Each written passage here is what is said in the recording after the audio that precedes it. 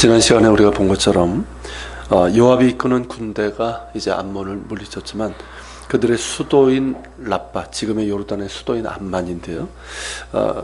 그것을 이제 공격하지 않고 되돌아오게 됩니다. 그 이유는 그때가 우기가 시작되는 때라서 이 성을 공략하는 건 오랜 시간이 걸리기 때문에 시기적으로 적절하지 않기 때문입니다. 1절에서 그 해가 돌아와 왕들이 출전할 때가 되매, 이 말은 뭐냐면 우기가 끝나는 4월경, 그러니까 전쟁을 하는 시기를 말합니다. 그때 암몬의 수도 라빠 공략을 위해서 출전하게 되는데, 다윗은 요압을 지휘관으로 해서 모든 이스라엘 군대를 보냅니다. 그리고 자신은 왕궁에 남습니다. 이 정도 규모의 군대가 출전하고 암몬의 수도를 공략하는 큰 전쟁인데, 왕이 출전하지 않고 왕궁에 그대로 남아 있었다는 것은 그에게 무언가 틈이 생겼다는 것을 의미합니다. 이스라엘 백성들이 사무엘에게 왕을 요구한 것은 우리를 다스리며 우리 앞에 나가서 우리의 싸움을 싸워줄 왕이었습니다. 그리고 다윗은 하나님께서 함께 하시는 능력 가운데서 그것을 잘 감당해 왔습니다. 그런데 이때는 출전하지 않았습니다. 그 이유가 무엇인지는 나오지 않지만 무언가 그에게 틈이 생겼다는 것은 분명합니다. 하나님께서 그가 어딜 가든 그와 함께 하시면서 항상 이기게 하셨고, 그로 인해서 나라는 강성해지고 주변 국가들이 복속되거나 조공을 바치게 되었습니다.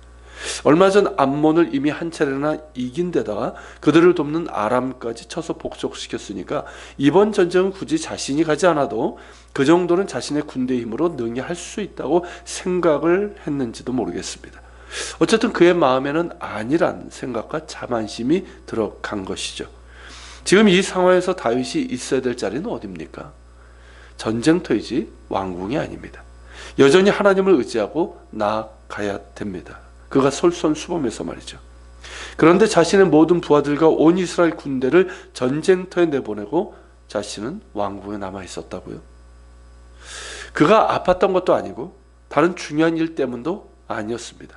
당연히 출전했어야 했는데 그는 왕궁에 남아 있었습니다. 이런 왕으로서의 직무태만이고 무책임한 행동입니다.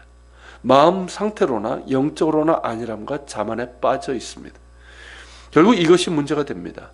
만일 그가 마땅히 있어야 할 곳에 있었다면 이런 범죄는 일어나지 않았을 것입니다. 그리고 자신을 죄로 더럽히지 않도록 멈출 수 있는 상황이 있었음에도 다윗은 그러지 못하고 무너지고 말았습니다. 2절에 보면 저녁 때에 다윗이 그의 침상에서 일어났다고 했습니다. 저녁 때 곧 해질녘이죠. 자, 이때는 잘 때가 아닙니다. 아직 일해야 할 때입니다. 그리고 지금이 잠을 잘 만한 상황입니다. 낮잠을 잤다는 얘기거든요. 그러니까 자신의 신하들과 백성들은 전쟁터에 나가서 목숨을 걸고 싸우고 있는데 왕이 낮잠을 잘 만한 상황인가 하는 것입니다. 아팠다는 기록도 없고 매우 피곤해서 그랬다는 기록도 없습니다. 여러모로 생각해도 그 상황에서 한가로이 낮잠을 잤다는 것이 이해가 되지 않습니다. 그렇게 낮잠을 자고 저녁 때 침상에서 일어나 왕궁 옥상을 거닙니다. 이 역시 너무 한가로운 모습입니다. 마치 암몬 땅에서 일어나는 일과는 아무런 상관이 없는 듯한 그런 모습입니다. 그런 가운데 한 여인이 목욕하는 모습을 보았습니다. 다윗성은 경사진 이 비탈이기 때문에 왕궁이 위쪽에 있어서 옥상에서 이렇게 다 내려다 보이는 그런 구조입니다. 우연히 봤습니다. 보려고 해서 본 것이 아니라 우연히 보았습니다. 그런데 그 여인이 보기에 심히 아름다워 보였다고 했습니다. 우연히 보았다면 눈을 돌이켰어야 했는데 계속 보았고 유심히 보았다는 것을 뜻합니다. 늘 그렇지만 보는 것이 문제가 됩니다. 세상으로부터 온 죄의 유혹들이 안목의 정욕이라고 하지 않습니까? 그러니까 보는 것에서부터 문제가 되는 것이죠. 처음에는 우연히 보았지만 보고 또 보고 유심히 보니 정욕이 생긴 것이죠. 저 여자를 갖고 싶다는 탐욕이 생긴 것입니다. 그러니까 어떻게 합니까? 사람을 보내서 그 여자가 누구인지를 알아보게 합니다. 지금 다윗이 알아봐야 됐고, 여기 알아본다고 했지만 실제는 물어보다라는 의미입니다. 자, 다윗이 물어봐야 될 것은 뭡니까? 암몬과의 전쟁에서 어떻게 해야 할지 하나님의 뜻을 묻는 겁니다. 과거 그가 그래왔던 것처럼 말입니다. 그런데 지금 그는 무엇을 묻습니까? 그 목욕하는 여인이 누구인지를 묻습니다. 이미 안목의 정욕이 그의 마음을 채운 것입니다.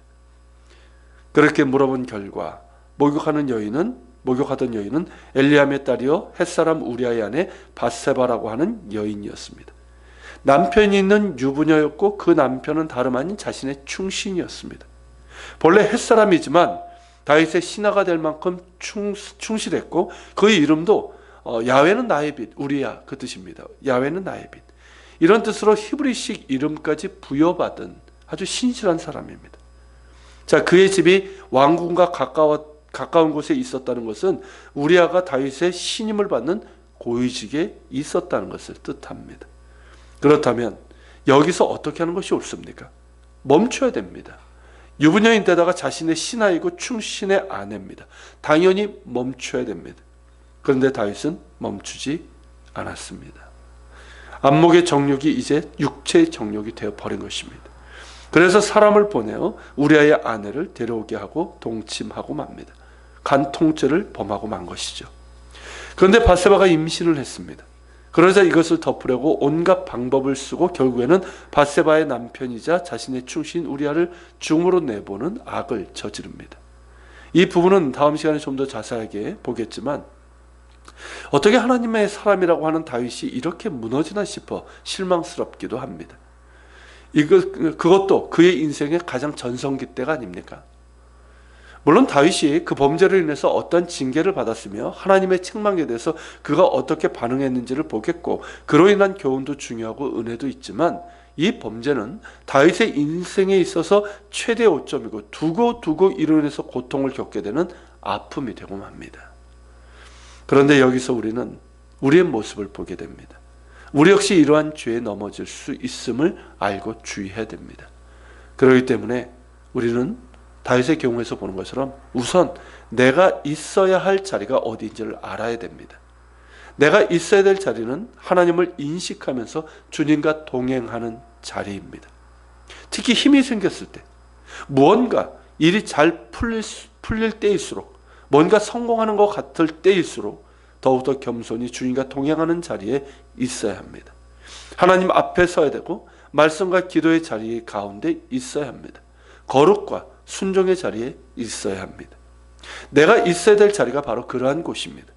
만일 그 자리가 내가 있어야 될 자리가 아니라고 한다면 바로 떠나야 됩니다. 죄의 유혹에 있는 자리이기에 떠나야 합니다. 우리는 결코 죄의 유혹에 강하지 않습니다. 안전하지 않습니다. 떠나지 않으면 넘어지게 됩니다. 요셉이 훌륭한 것이 바로 그 점이라고 할 수 있습니다. 그는 자신이 있어야 될 자리와 있어서는 안 될 자리를 잘 알았습니다. 그가 애굽의 보디발의 집에 노예로 있을 때 그의 주인의 아내로부터 성적인 유혹을 받게 되죠. 노예입니다.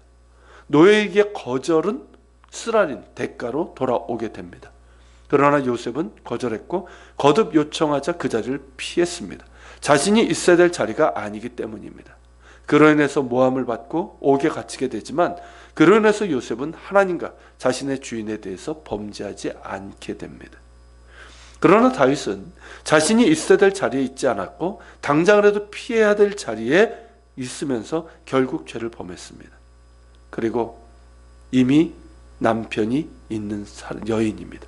그러니까 남편과 아내 사이는 그 누구도 있어서는 안 될 자리입니다. 있어서는 안 될 그 자리에 그가 있었던 것이죠. 그러니까 자신이 있어야 될 자리가 어디인지를 분명히 알아야 되는 겁니다. 시편 1편 1절에서 복 있는 사람은 악인들의 꾀를 따르지 아니하며 죄인들의 길에 서지 아니하며 오만한 자들의 자리에 앉지 아니하며 오직 주의 율법을 즐거워하며 그것을 주야로 묵상하는 자라고 했습니다. 무슨 의미입니까? 자신이 있어야 될 자리가 어딘지를 아는 것을 얘기합니다.